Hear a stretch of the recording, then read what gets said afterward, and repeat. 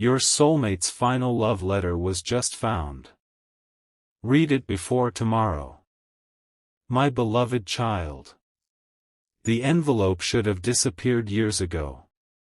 It had been placed inside a book your soulmate no longer remembered owning, pressed between pages that had yellowed at the edges and forgotten in a box nobody intended to keep. The box was being emptied because the room where it had been stored was finally being cleared. Most of what came out meant nothing anymore.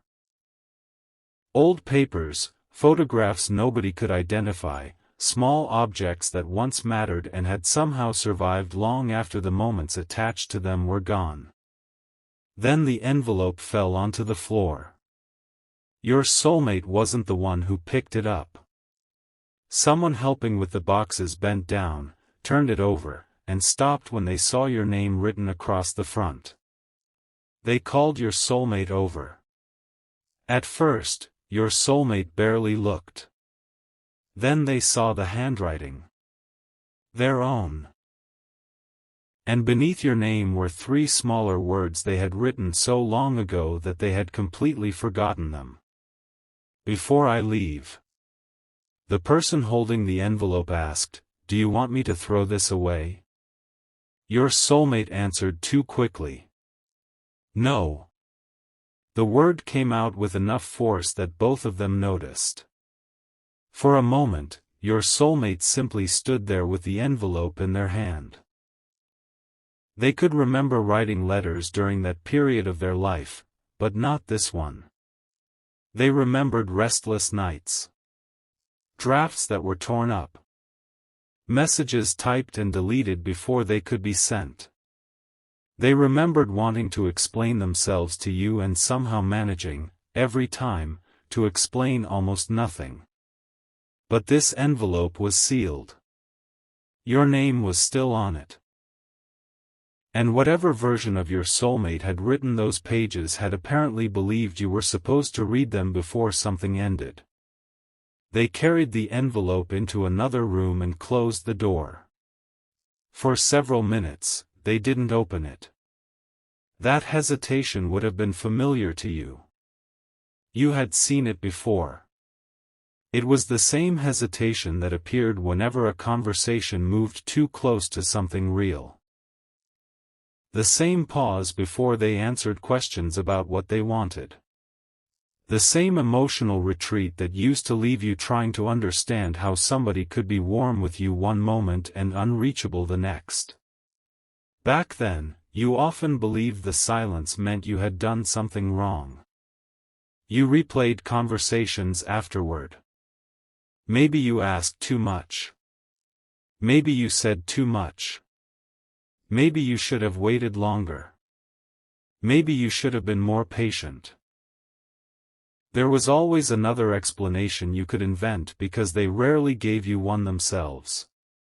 What you could not see was that your soulmate had their own habit of replaying those moments. The difference was that they rarely returned to repair them. They would realize they had hurt you, feel guilty, promise themselves they would speak differently next time, then become afraid of the conversation that honesty required. Fear became silence. Silence became misunderstanding. And misunderstanding slowly became the atmosphere around the two of you. Now the evidence of that old fear was sitting in their hands. They finally opened the envelope. The first page contained no grand confession. It began with an apology. "I know you think I'm pulling away because I stopped caring. I wish the truth were that simple." Your soulmate stopped reading. They stared at the sentence as though somebody else had written it. That was the strange thing about seeing your younger self in ink. Memory can protect you. It removes uncomfortable edges. It changes motives. It makes old behavior easier to live with. Handwriting does not. The next paragraph was worse. "The closer you get to me, the more I realize how much I could lose. I don't know how to admit that without sounding like I'm asking you to forgive things I haven't even learned how to stop doing. They leaned back. That line brought back a conversation they had spent years remembering incorrectly. You had been sitting beside them after a quiet evening together. Nothing had happened. No fight. No betrayal.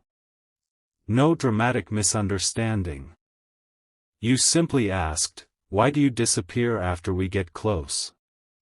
Your soulmate laughed nervously. They told you that you were overthinking. You looked at them for a long moment before answering. Maybe. But I don't think I am. That was all. You didn't push. You didn't make a scene. You simply became a little quieter. At the time, your soulmate interpreted that quietness as distance.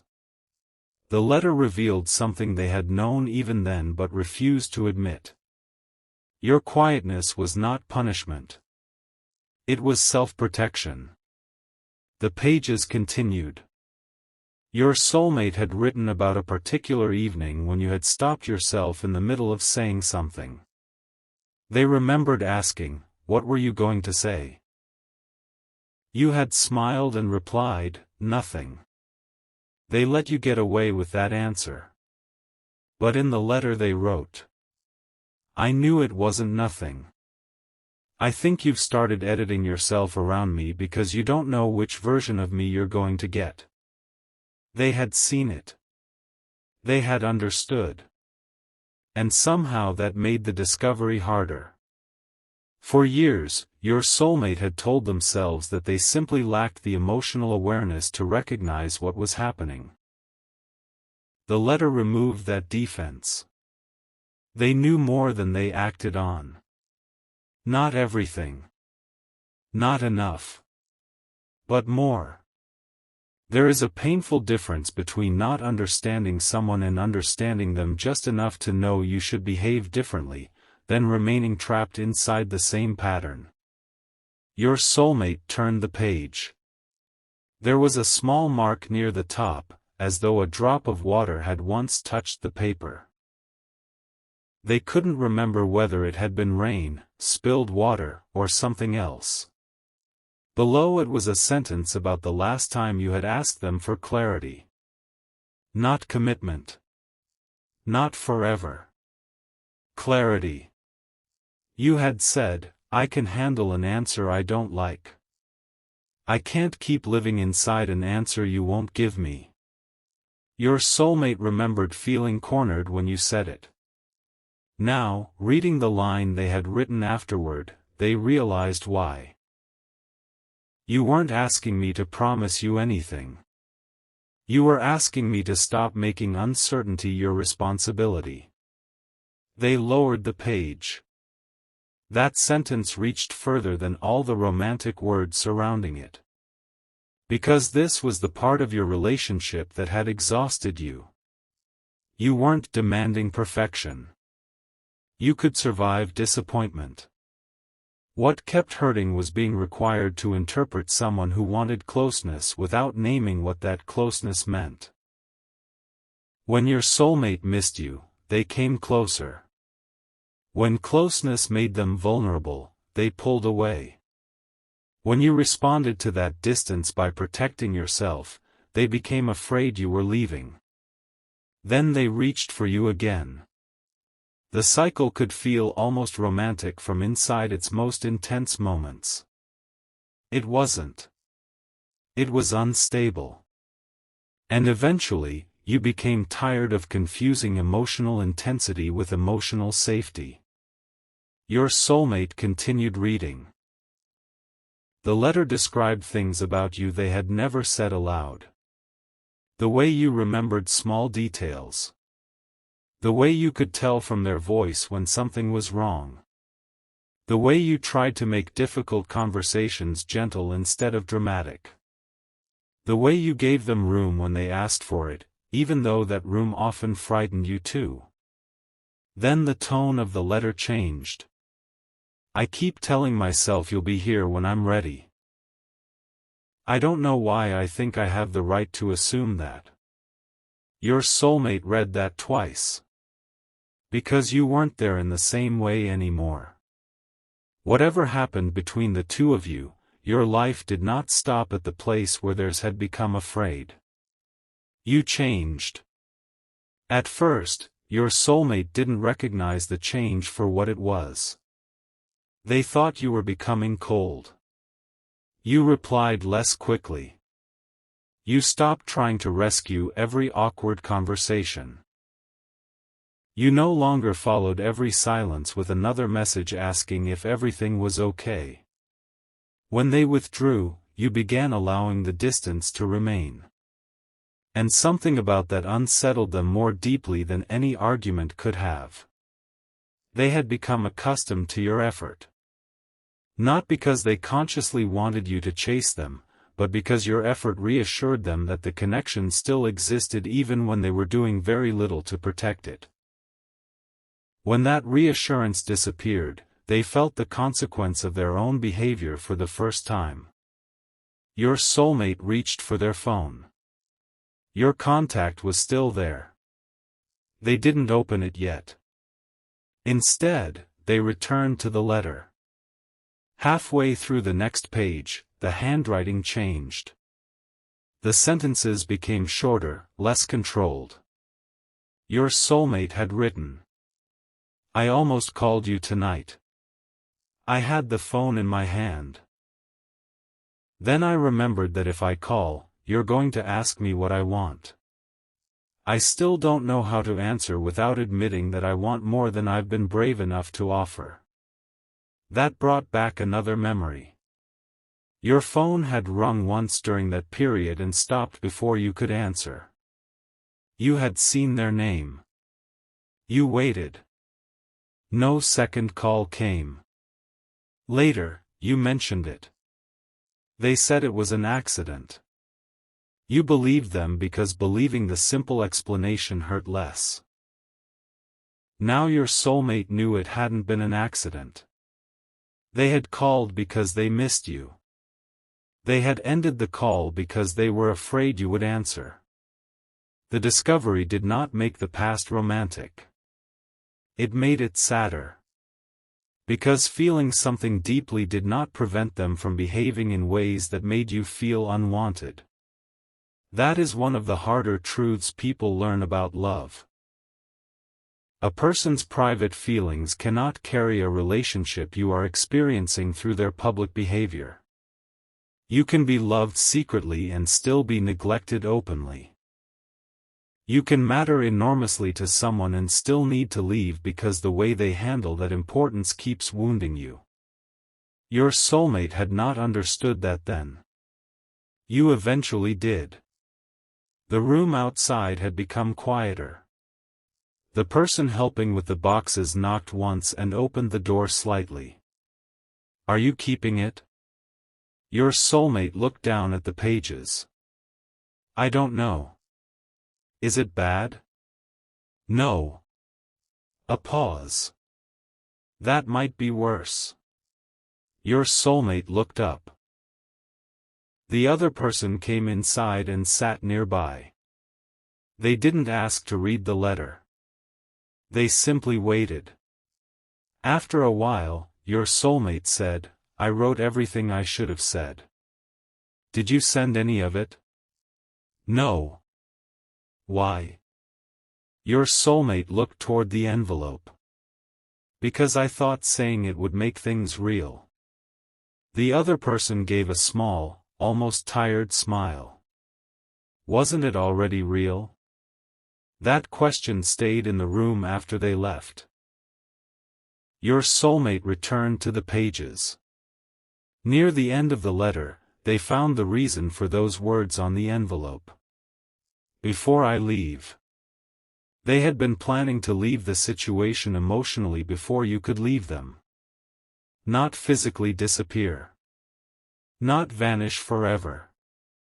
But create enough distance that they could convince themselves they had chosen the ending. Your soulmate wrote, "I keep thinking if I step away first, losing you won't hurt as much." I know how ridiculous that sounds. I'm trying to prevent grief by creating it early. They closed their eyes. There was the whole relationship in one sentence. Their silence had not been emptiness. It had been conflict. They wanted connection and feared dependence. They wanted honesty and feared what honesty might require. They wanted you to remain near them, yet behaved in ways that taught you not to trust nearness. And eventually, the choice they were too afraid to make was made by consequence. You stepped away. Not because everything inside you disappeared. Because something inside you finally became stronger than your need to keep the relationship alive. Self-respect. You had spent too long measuring your worth through somebody else's ability to meet you. Slowly, you stopped.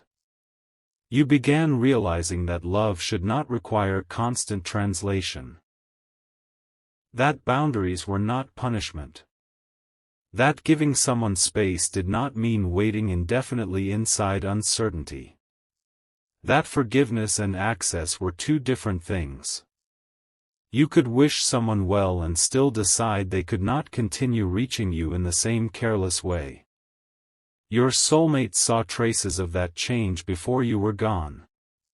There had been one final conversation.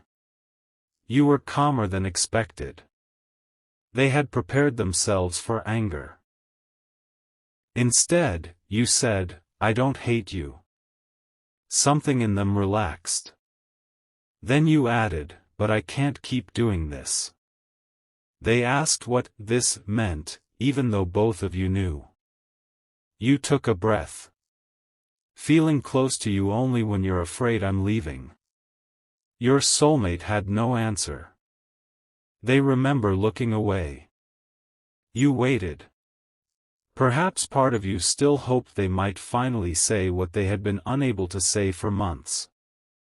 They didn't. So you nodded slowly. And that was the moment they mistook your acceptance for indifference. It wasn't indifference. It was exhaustion becoming clarity. The final page of the letter had been written after that conversation. Your soulmate knew this because the last paragraph mentioned your words. You said you can't keep feeling close to me only when I think I'm losing you. I wanted to tell you that you're right. I wanted to ask you not to go. But asking you to stay without changing would only be another way of asking you to carry what I refuse to face. Your soulmate put the letter down. There was one paragraph left. They almost didn't read it. When they did, it changed the meaning of the envelope. If you ever read this, I hope it isn't because I became afraid too late. And if it is too late, I hope I have enough love for you to accept that you were allowed to stop waiting for me. For a long time, your soulmate sat without moving. They had expected the letter to give them permission to contact you. Instead, it gave them responsibility. The person who wrote those words had understood something that the person they became afterward spent years resisting. Love does not automatically grant access. Regret does not create a right to another chance. Missing someone is not evidence that you are ready to treat them differently. Your soulmate picked up the phone. This time, they opened your contact. Their thumb hovered over the message field. The old version of them wanted to send a photograph immediately. "Look what I found." Then explain everything. Tell you how frightened they had been. Tell you how much you mattered. Tell you that the silence never meant what you thought it meant. But another thought came. What if you already knew enough? What if you had spent years rebuilding the peace their uncertainty once disrupted? What if sending 6 pages of old emotion was less about helping you and more about relieving themselves?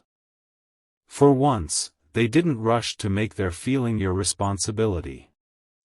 They put the phone down. Later, they returned to it and typed something different. I found a letter I wrote to you a long time ago.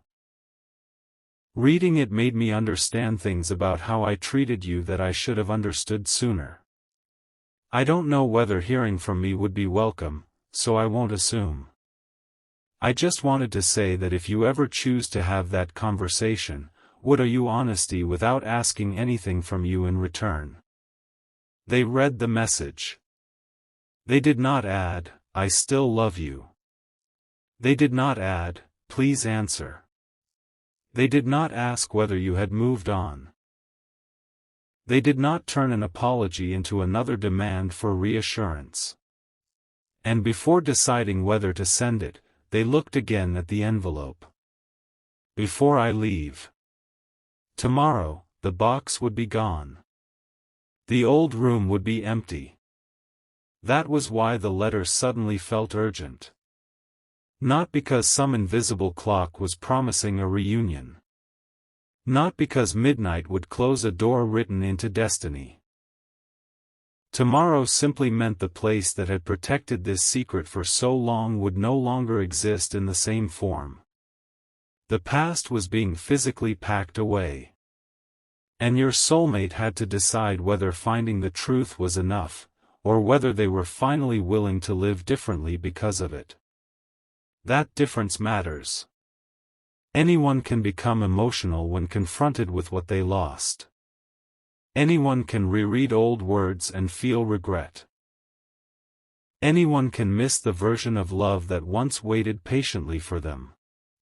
But if your soulmate ever stands before you again, the question is no longer whether the feeling survived. You have grown beyond that question. You would need to know whether the behavior changed. Whether silence is still their first response to fear.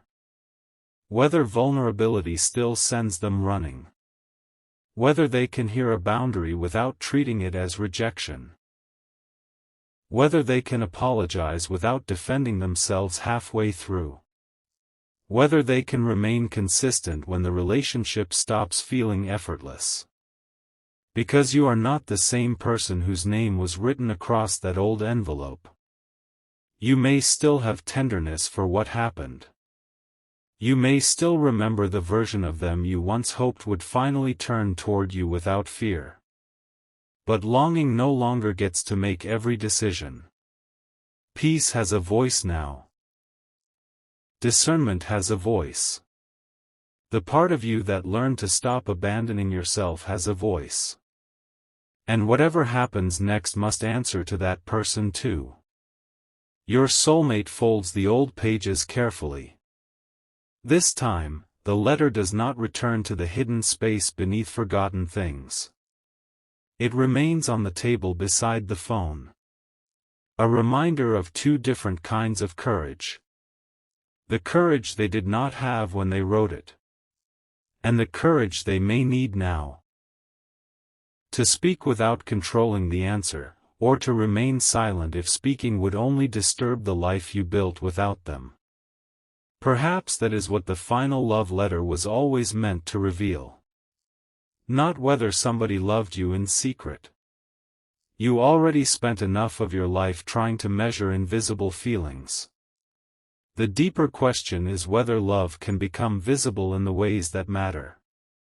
Through honesty. Through steadiness. Through respect. Through the willingness to stay emotionally present after the beautiful moment passes and the difficult conversation begins. The envelope says, "Before I leave." But its meaning has changed. Once, those words came from someone preparing to run before they could be left. Now they carry a different possibility. Before the past is finally packed away, your soulmate has been forced to see exactly what fear cost both of you. And if another chapter is ever written, it cannot begin with the same person asking you to trust the same promises. It would have to begin with someone who understands that a love letter is only paper until the person who wrote it learns how to live its truth.